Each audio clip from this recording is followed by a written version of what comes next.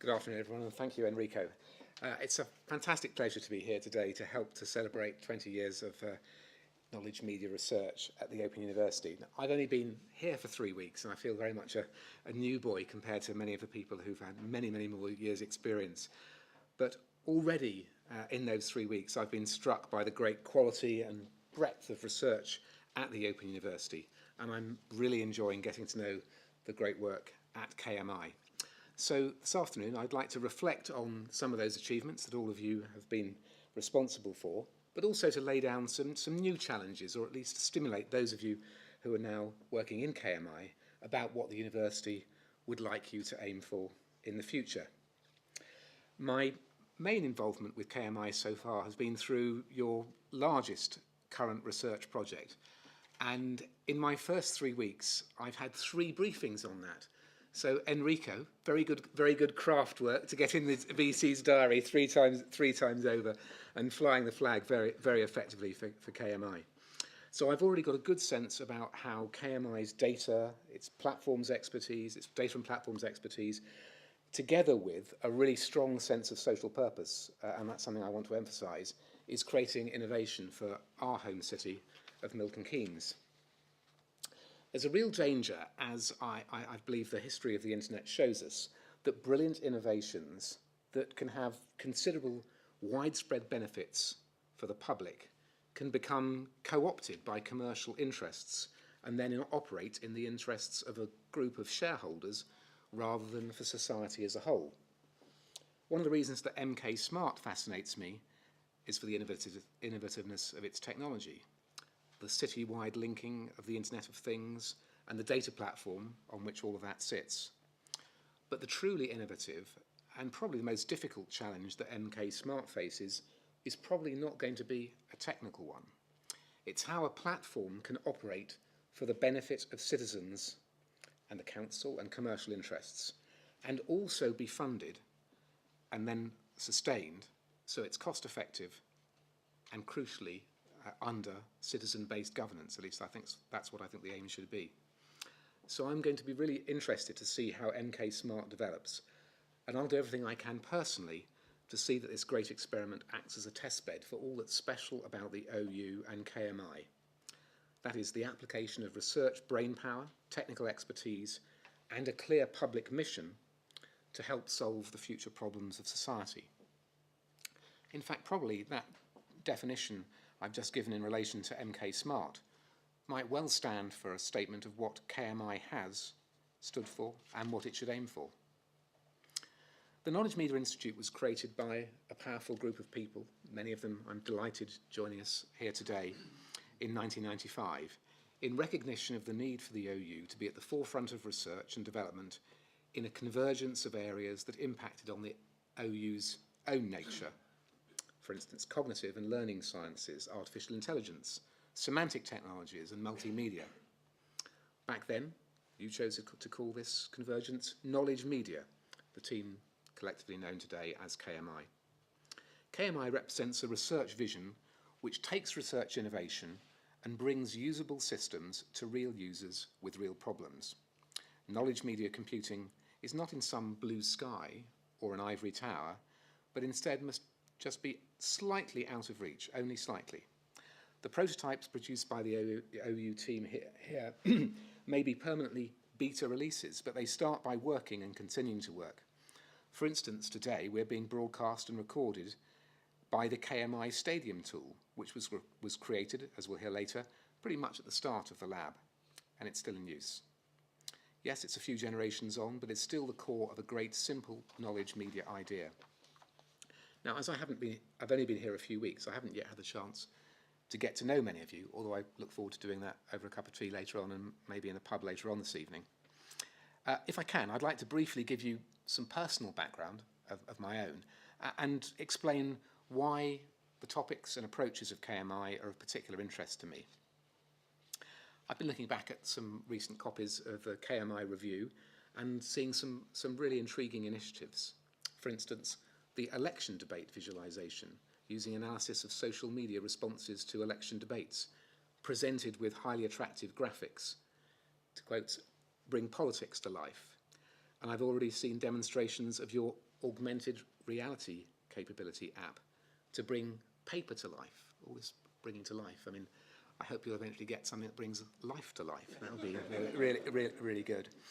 Now, those techniques, these sorts of different data and visualization techniques are really dear to my heart from some of my early experience, which, as some of you may know, was at the BBC.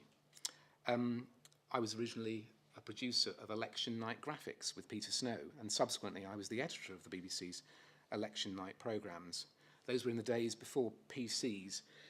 We needed to have the systems to be able to capture and analyse real-time results, and then, this was the really scary bit, use that data to predict the election night outcome, mixing the exit poll and the results together.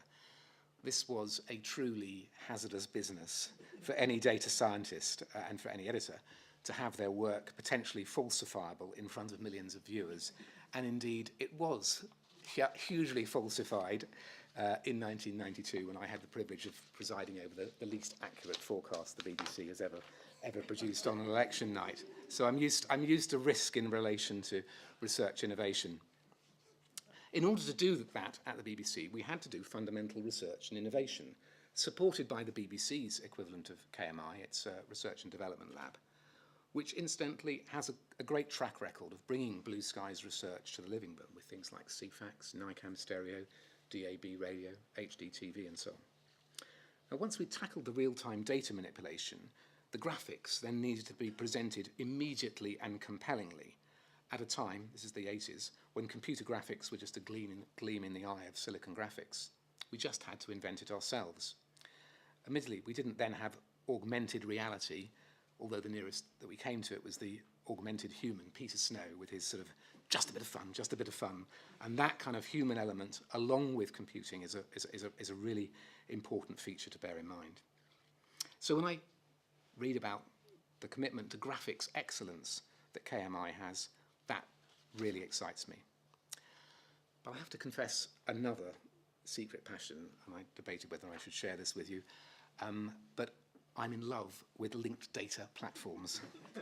Now, I know this is a love that, in polite company, usually dares not speak its name, but an understanding of linked data platforms is an essential aspect of many types of innovation currently.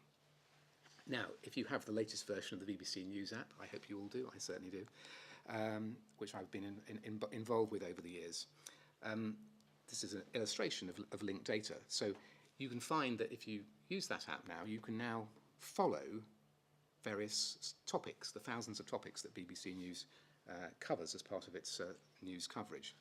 That's made possible by very careful use of ontologies that define the terminologies by which BBC journalists will categorise their stories, much of that being done automatically.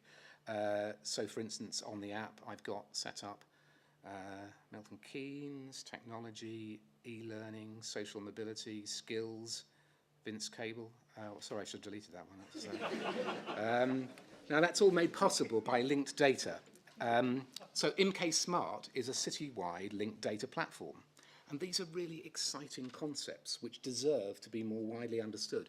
And one of the things I hope to be able to do is to be able to help you to project what you're doing and to take that into wider forums and to politicians and so on. For those of you who may have heard the speech that I made on Charter Day a few weeks ago, or have seen some of my communication more recently, you, I hope, may have heard me say that the Open University needs to become digital first, or maybe putting it another way, digital by default. In other words, we need to put a digital assumption and holistic digital thinking at the forefront of the university. Now, for that to happen, I need your brilliance, KMI's brilliance, to be more directly applied to the challenges of the OU and also to the wider challenges of education. Of course, KMI needs to be free to pursue its research instincts, to follow its nose.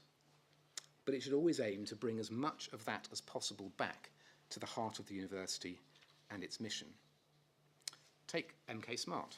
That's a linked data platform for the city. But how can what you're learning there create a fully linked data platform for the OU itself? Or even, on a greater scale, how could the OU provide a linked data platform for the whole of UK higher education. We've got other brilliant innovations in the OU. For instance, Nick Braithwaite's work on the Open Science Lab. That work is pioneering how unused laboratory facilities around the world can be controlled remotely in experiments or for research purposes. How could the OU build a labs sharing platform for the whole of UK education, maybe involving schools as well, and help the purpose of science to be more widely understood by giving people direct experience of facilities which otherwise would be outside their reach? Some other issues that you might be able to help solve. The terrible problems that students in the UK have in transferring earned credit from one educational institution to another, a real barrier to educational success and social mobility. How could the OU propose ideas using its data and platform skills to solve that problem and potentially put the OU's services at the heart of innovation in UK education? What about KMI's skills in data manipulation and visualization? Why doesn't everyone in this organisation have full access to openly shared data with beautiful visuals to help them to be able to understand it, that will expose all of our business processes to being understood by everyone and thereby improved through our collective endeavour? And what about our brilliant curriculum materials that aren't properly surfaced on our platforms? To be honest, I'm shocked when the OU's commercial team tell me they can't easily sell the wonderful individual elements of our courses because that data tagging doesn't exist and our content can't be disaggregated. Now, can't KMI use its semantic web and data mining skills to enable us to provide our materials to all students and to commercial customers with huge benefits to the business of the university? So you'll remember the examples I gave earlier of the BBC innovations. All of them started as blue skies research, but many of them became real products and services that benefit not just the BBC, but the wider broadcasting industry. So my vision for KMI in the years ahead is that it continues to innovate as brilliantly as it has for 20 years, but that more of that innovation comes back into the heart of the university. And if along the way you happen to create innovations that can be taken to market and generate a return that helps the university to handle the inevitably extremely tough financial waters ahead, that should also be part of your task. So, today we're celebrating and setting a new challenge to innovate as scintillatingly as you have over 20 years, but to make that even more relevant to the challenges of the OU, of education and wider society. Before I finish, I'd like to formally welcome the visionaries from the early days of KMI, who will be hearing speak through the afternoon, and who'll be debating, and I'm sure reminiscing with us over the exhibits at the end of the session. I'd particularly like to welcome Sir John Daniel, the OU's third Vice Chancellor. John, I've already had a chance to get to know on a number of occasions, and has already given me some absolutely wonderful advice. If you're ever in the position of becoming Vice Chancellor, look up John's tips for being a VC. Very, very, very, very handy. In 1997, John's book, Mega Universities and Knowledge Media, Technology Strategies for Higher Education, he foresaw some of the challenges of cost and accessibility in distance and part-time learning that we're seeing today.